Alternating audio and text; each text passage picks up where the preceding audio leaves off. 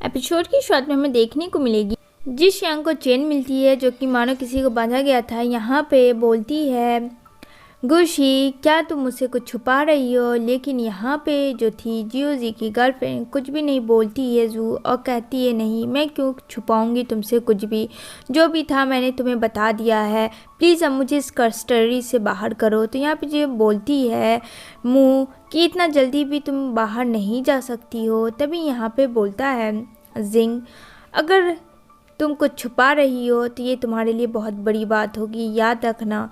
अच्छा एक बात बताओ तुम्हारी माँ के साथ कैसा रिलेशन था। तो उसकी आंखों में आंसू आ जाता है और कहती है मेरी माँ, मैं अपनी माँ के बिना बिल्कुल नहीं रह सकती थी, मैं उससे बहुत खुश थी और हम दोनों साथ रहते थे। तो यहाँ पे बोलता है जिंग ठीक है मैं मान लेता हूँ।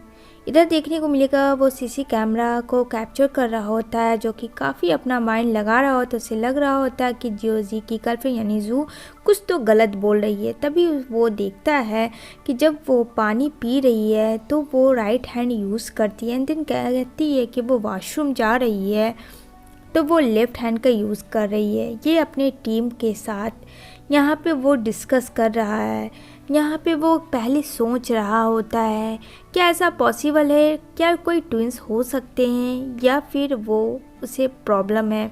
तभी यहाँ पे बोलता है जी शिंग बताओ कोई कितना पागल होगा कि अपने बॉयफ्रेंड को मार देगा। तभी यहाँ पे इसकी दिमाग खटकती है और यहाँ पे बोलता है जिंग क्या बोला तुमने, फिर से बोलो। तो यहाँ पे बोलता है जी शिंग मैंने ये कहा कि कोई कितना पागल होगा कि जो अपने बॉयफ्रेंड को मार देगा। तो कहता है वेट मुझे तुम लोगों को कुछ दिखाना है, शायद तुम्हें सब यकीन नहीं होगा। तभी वो जितना भी होता है वीडियो क्लिप वो उसे दिखाता है और कहता है देखो ये पहले की है क्लिप, जब वो पानी पी रही है तो राइट हैंड से पानी पी रही है जब हम लोगों ने उसे पानी दिया और यहाँ पे वो काफ़ी नर्वस है। उसके बाद उसे रेस्टरूम जाना था तो उसके बाद यहाँ पे सीन चेंज होता है। ध्यान से देखना ये CC camera footage and then वो आती है तो वो लेफ़्ट हैंड यूज़ करती है और मानो वो एकदम ठीक है, बिल्कुल भी नर्वस नहीं है और काफ़ी गुस्से में दिख रही है।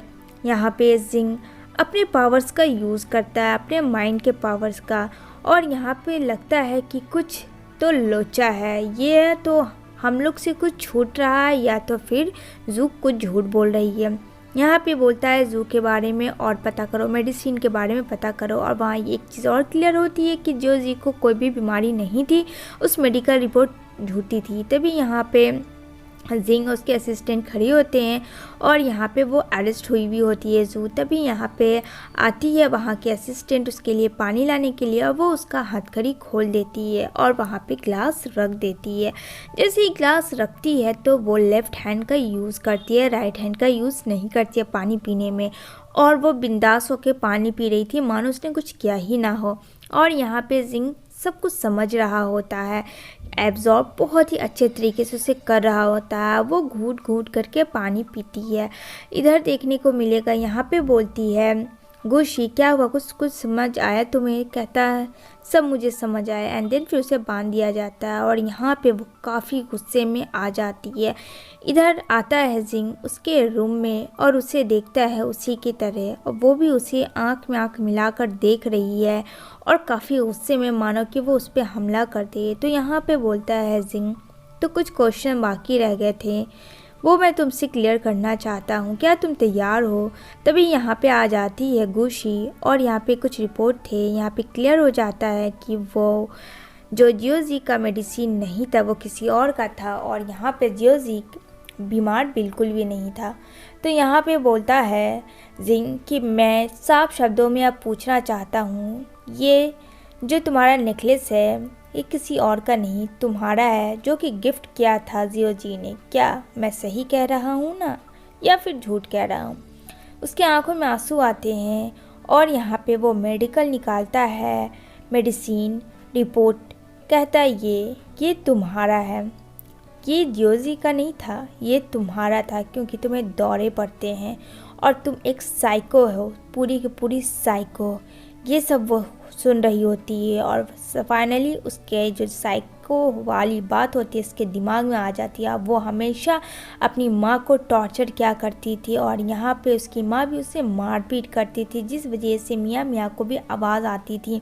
यहाँ पे उसकी माँ को पता था उसकी बेटी के बारे में कि उसको बीमारी है साइको की, जो कि कभी कुछ होती है, और ये सब वो जानती थी। और यहाँ पे देखने को मिलेगा, वो बताती है कि वो रेडी हो रही थी जोजी से मिलने के लिए, तभी उसकी माँ उसे देखती है। यहाँ पे बोलती है कि तुम किसी भी लड़के से नहीं मिल सकती हो, क्योंकि उसकी माँ को बिल्कुल नहीं पसंद था कि वो किसी लड़के से मिले, क्योंकि उसकी माँ को लगता था कि सब लड़के सिर्फ मिस यूज़ करके छोड़ देते। तो यहाँ पे बोलती है जू कि माँ, सब लड़के एक जैसे नहीं होते। जियो जी बहुत अच्छा लड़का है, बहुत काइंड है, उसने मेरी हेल्प की है, आपको नहीं पता। लेकिन उसकी माँ कहती कि मुझे कुछ नहीं सुना, सब लड़के एक जैसे ही होते हैं और तुम मुझसे नहीं मिल सकती हो, कभी नहीं, मैं तुम्हें कभी परमिशन नहीं दूंगी। अगर तुमने मिलने की कोशिश की तो बताना कि मैं क्या करूँगी। ये सब चीज़ सुन रहा होता बहुत ही ध्यान से जिंग, और वो चिल्ला चिल्ला के कहती कि मैंने बहुत अपनी माँ को प्रोटेक्ट किया, लेकिन मेरी माँ ने मुझे प्रोटेक्ट नहीं किया। जब वो जाती है तो कोई उसे किडनैप करता है, तभी वहाँ पे जियो जी आता है, जो फर्स्ट मुलाकात होता है वहाँ पे जू का। और यहाँ पे वो काफ़ी डर सी जाती है, घबरा सी जाती है, जाहिर सी बात है कोई अटैक करता है तो। और यहाँ पे जियो जी बिना सोचे समझे अपनी जान की परवाह किए उससे भिड़ जाता है लड़ने के लिए, और ये काफ़ी डर जाती है। तभी यहाँ पे वो जाती है, तभी वो उसका पीछा करता है। और यहाँ पे जियोजी को वो पहले ही से पसंद थी, लेकिन उसने कभी कन्फेस नहीं किया था, और यहाँ पे जू भी उसको लाइक करती थी। तो यहाँ पे वो जैसे एक कदम आगे बढ़ाता है, लेकिन कहता है कि नहीं, मैं तुम्हारे पास नहीं आ सकता हूँ, तो प्लीज़ तुम गलत मत समझना। वो अपने कदम को रोक लेता है, क्योंकि उसे अगर उसके पास जाएगा तो उसे डर था कि कहीं मर ना जाए मेरी वजह से जू। तो यहाँ पे बोलती है कि मैं सब समझ गई, लेकिन मैं तुमसे बहुत प्यार करती हूँ। यहाँ पे जियो जी भी उसे को ये चीज़ कहता है, और दोनों लोग दूसरे ही से दूर से बहुत लव करते हैं। ये बोल के काफ़ी रोने लगती है और एक पल हंसने लगती है, क्योंकि उसे साइको की प्रॉब्लम थी। तो जाहिर सी बात है ऐसे लोग कभी कुछ कर सकते हैं, तो भाई लोग आप सभी बच के रहना। तो यहाँ पे बोलता है इसलिए तुमने अपनी माँ को मार दिया। तभी उसकी माँ रोकती है कि नहीं जाओगी तुम मिलने के लिए, और इसी गुस्से में आके वो अपने रूप में आ जाती है साइकियाट्रिस्ट में, और अपनी माँ को पुश कर देती है, जो कि शीशे से जाके टकरा जाती है उसकी माँ, और उसकी माँ वहीं पे मर जाती है। और ये देख के वो बिल्कुल पागल हो जाती है कि सडनली अब उसकी माँ उसके पास थी, अब वो मर गई। और यहाँ पे जो आहट एहसास होता है मियाँ मियाँ को, वो कोई और नहीं होता, जियो जी होता है, जो कि उसे बुलाता है फ़ोन करके। वो बोलता है कुछ नहीं होगा, मैं हूँ ना, ठीक हो जाओगी गू, तुम्हें कुछ नहीं होगा। यहाँ पे वो जल्दी जल्दी ब्लड को साफ़ करता है एक पानी में, और जल्दी जल्दी क्लीन करता है, हर एक चीज़ मिटाता है ताकि इन्वेस्टिगेशन में कुछ ना मिले, और उसे अंदर पैक करके उसकी माँ को सीमेंट बालू से प्लास्टर कर देता है। उसे काफ़ी पसीने भी आ रहे थे। तभी यहाँ पे रात में जो वो कॉल करता है वो किसी और को नहीं करता है, गू को कॉल करता है, और गू उससे मिलने के लिए आती है और उसके शॉप में रात में। और यहाँ पे दोनों लोग एक दूसरे को हग करते हैं। यहाँ पे जोजी बोलता है तुम्हें कुछ नहीं होगा, तुम ठीक हो, मैं हूँ तुम्हारे साथ, लेकिन हाँ तुम्हें मेडिसिन अपनी टाइम पे ले लेनी चाहिए। ये सुनते ही वो उसे हग करती है, और फिर उसे बहुत ज़्यादा गुस्सा आता है, उसे फिर से अटैक आता है कि उसने कहा कि वो पागल है, उसे मेडिसिन की ज़रूरत है।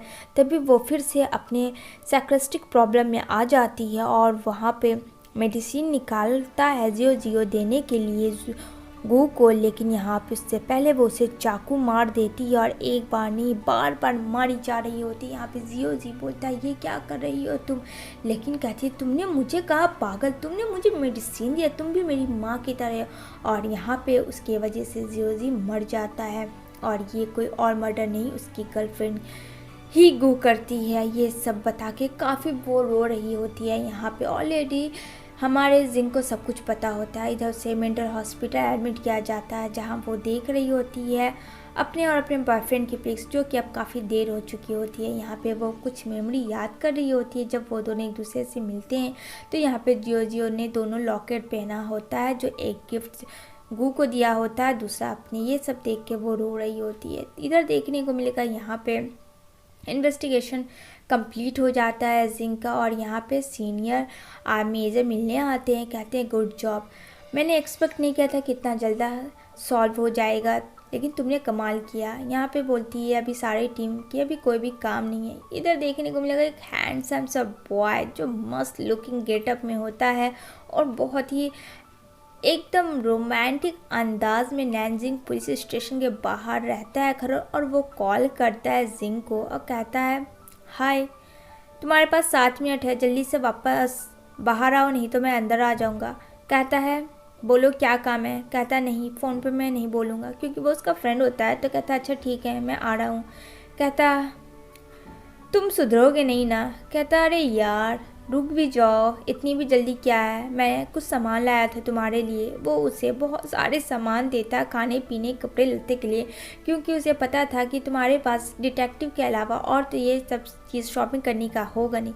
इधर वो जल्दी जल्दी ओपन करता है, जिंग देखता है खाने पीने का बहुत सारा सामान होता है। तभी यहाँ पे किंग आती है और यहाँ पे बोलती है अरे किंग, लेकिन वो उसको भाव नहीं देती है, वो उसको बिना भाव दे के चली जाती है। और यहाँ पे देखने को मिलेगा नेक्स्ट सीन में यहाँ पे जिंग बैठा होता अपने घर में, तभी यहाँ पे बड़ा सा तरबूज लेके मियाँ मियाँ आती है। यहाँ पे बोलता तुम यहाँ क्या कर रही हो, जाओ यहाँ से।